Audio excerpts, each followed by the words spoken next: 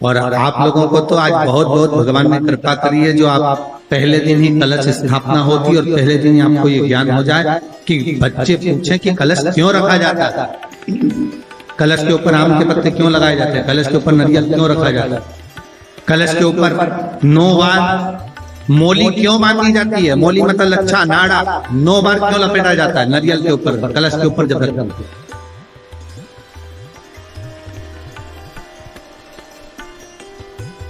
कलश के ऊपर जब जब श्रीफल रखाता है, नारियल रखाता है, तो उस पर 5 बार 7 बार मोली नहीं लपेटी जाएगी, तो 9 ही बार लपेटी जाएगी। 5 या 7 बार लपेटते हैं तो कहते हैं कि लक्ष्मी की छिन्नता होती है, और वो 9 बार लपेटी जाती है तो भरपूर लक्ष्मी का भंडार भरती है।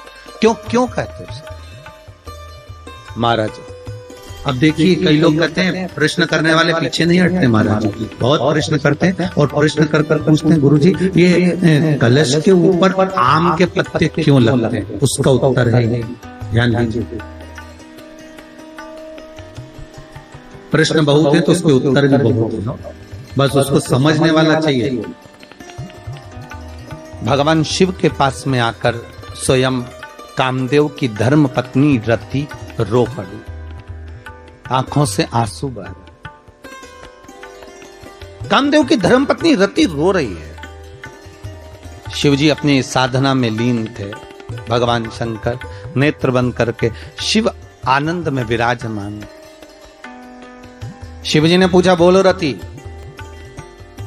आप और यहां जब आपका पति जलकर भस्म हुआ तो हमने वर दिया था आपके पति को कि ये भगवान कृष्ण का पुत्र बनकर मिलेगा आपको, फिर क्यों आप यहां पर आई हो, क्या हो गया ऐसा, क्या चाहती हो आप,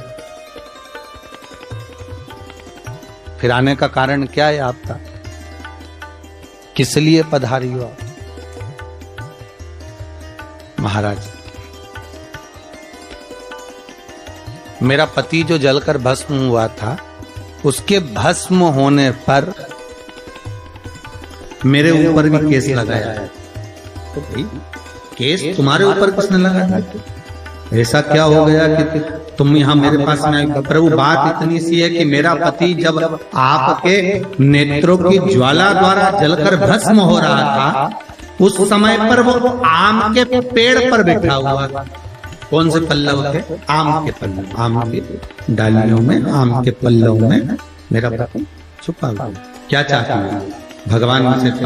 माँ रति कह रही हैं दिक्कत केवल इतनी सी है कि मेरा पति जलकर भस्म हुआ, वो आपने वर दे दिया कि वो कृष्ण के पुत्र बनकर हमें मिल जाएंगे, वो हम मान रहे हैं, सब जानते हैं, ठीक है।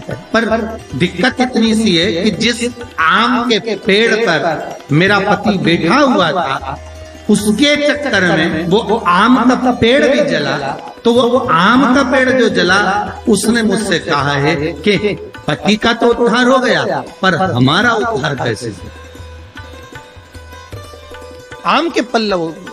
तो मैं केवल आपसे इतना सा निवेदन करना चाहती हूँ, आपसे केवल इतना कहना चाहती हूँ कि प्रभु मेरे मन का संशय मिटा दीजिए, और जो आम का वृक्ष मेरे पति के साथ जलकर भस्म हुआ है उसकी विनती को आप स्वीकार कर लीजिए, आप उसके लिए भी कुछ कृपा कर दीजिए। इसी को कृपा कहते हैं। भगवान बोले अब आप आई हो रति, ठीक है, मांगो क्या चाहिए, बस इतनी कृपा कर दीजिए कि आम के वृक्ष का भी उद्धार कर दूं। शिवजी ने कहा हम वर प्रदान करते हैं रति, जहां शिव और शक्ति है